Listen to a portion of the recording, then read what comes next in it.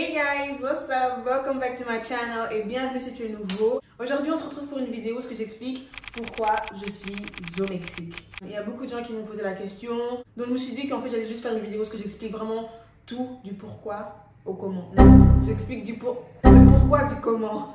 Donc, c'est très simple. En fait, je suis pas en vacances. Enfin, bon, comment je vais expliquer? Non, je suis pas en vacances. Je suis au Mexique pour mon stage scolaire, mais je suis au Mexique quand même.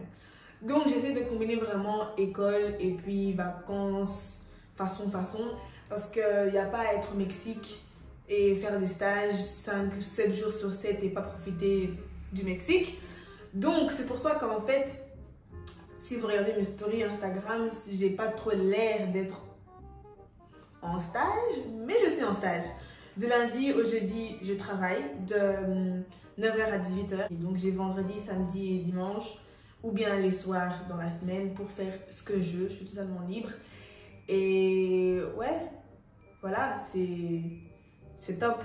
Background information, je suis en 3e business international.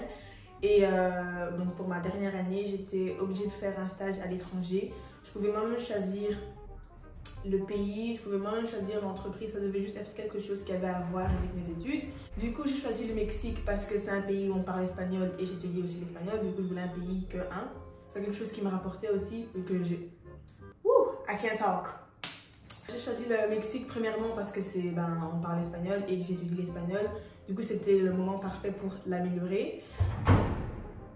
C'est mes voisins, I'm sorry. De deux, je voulais pas aller quelque part trop près.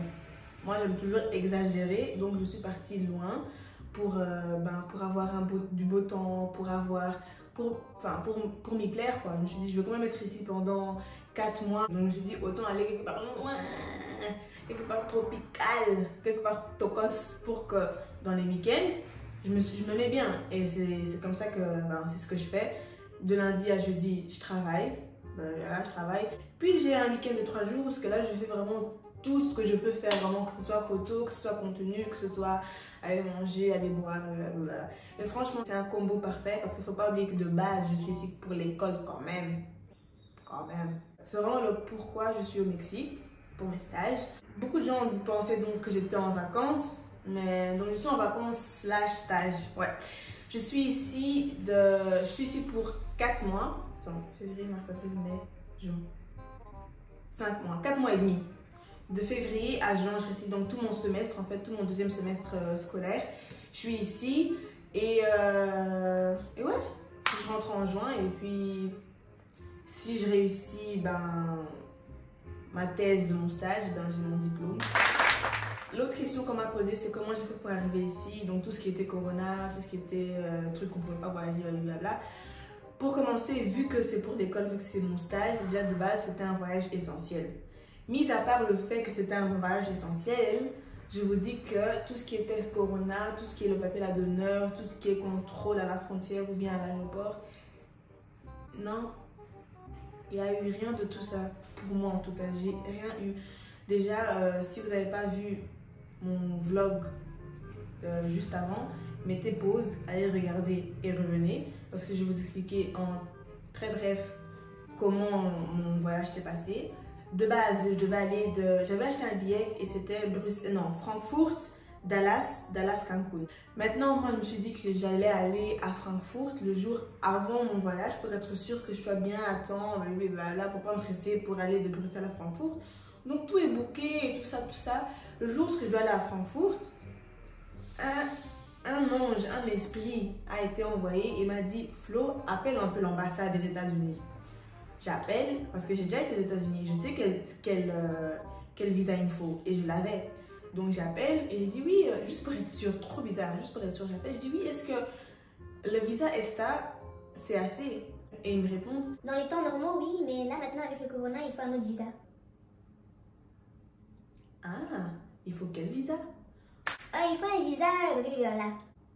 Je dis je l'ai pas et en fait demain je pars à Cancun avec un transfert à Dallas, donc aux States. Ah, mais ce sera pas possible, madame. Pardon? Ce sera pas possible. Comment ça ne sera pas possible? Je pars demain. Oh non! faut faire la demande de ce visa spécifique parce que c'est un visa exception, Corona, je sais pas quoi. Et j'ai dit, est-ce que vous pouvez faire cette demande? Oui, mais ça prend plusieurs jours ouvrables, alors que moi, mon vol, il est demain. Elle me dit, mais vous êtes de quel pays? Je dis Belgique. Elle dit, ah, mais ça sert à rien, les Belges ne peuvent pas venir aux États-Unis. D'accord. Ok. Là, vraiment, stress total, je comprends pas ce qui m'arrive. Encore moi, je suis quelqu'un qui dit, je m'étais dit, je vais quand même aller, on va voir ce qui va se passer. Ma mère m'a dit, ça sert à rien. T'as déjà dit, tu peux pas aller, donc ça sert à rien de quand même vouloir essayer. J'ai dit, bref, ok, alors qu'est-ce que je fais? Bah, acheter un nouveau billet. Je cherche pour un nouveau billet. Et je trouve un billet aussi pour aller, pour quitter le lendemain, donc la même date, mais à partir d'Amsterdam. Donc ça faisait Amsterdam, Mexico City, Cancun. Et donc, Amsterdam, c'est pas loin. J'ai pris un ticket de bus, Bruxelles-Amsterdam, pour le lendemain, pas le jour d'avant, donc pour le lendemain aussi. Et j'avais vraiment assez de temps, donc toutes les correspondances auraient été tocos.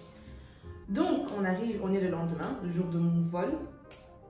Je vais à Bruxelles pour le bus.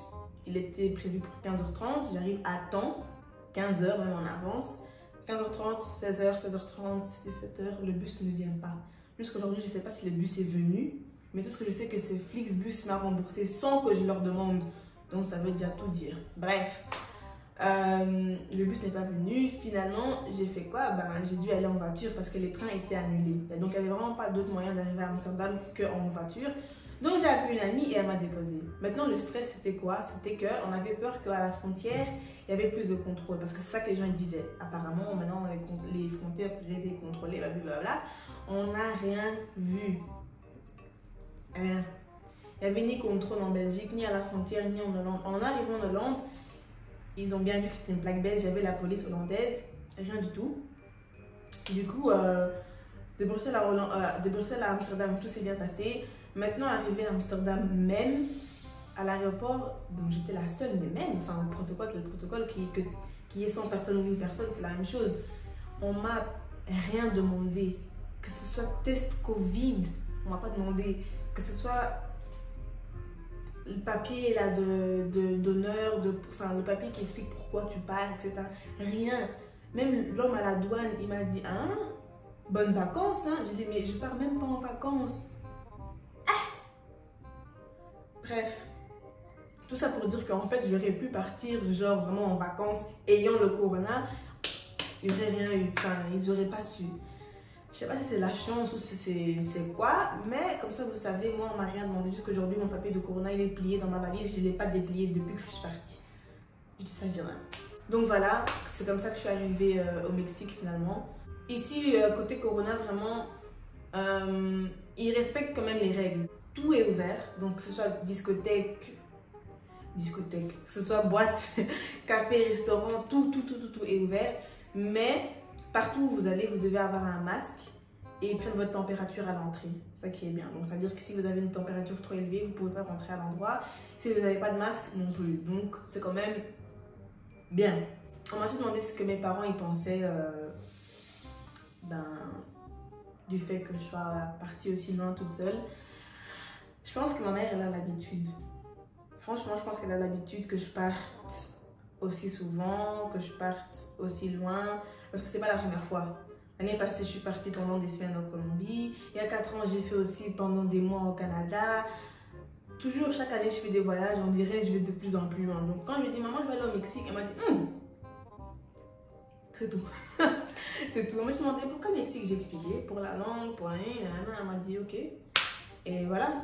Heureusement qu'il y a que Internet, tout ça, ça existe, que les réseaux, parce que parler avec ma famille, mes amis, tout le monde, c'est vraiment super facile. Il suffit d'avoir Internet et c'est bon. Donc voilà. J'espère que j'ai répondu à toutes les questions qui m'ont été posées. Je pense que j'ai oublié quelque chose, je pense pas. En tout cas, si vous avez d'autres questions, n'hésitez pas à me les poser. J'essaierai d'y répondre le plus vite possible. Après cette vidéo, je vais poster le recap de mon mois déjà passé ici. Donc, stay tuned. Cochez la cloche si on dit allumer la cloche, si on dit appuyer sur la cloche, je sais pas comment on dit. Bref, appuyez sur la cloche. Abonnez-vous, commentez, aimez, partagez, ça me ferait super plaisir. Et je vous dis déjà merci d'avance. Merci d'avoir regardé ma vidéo et je vous dis à la prochaine. Bye bye.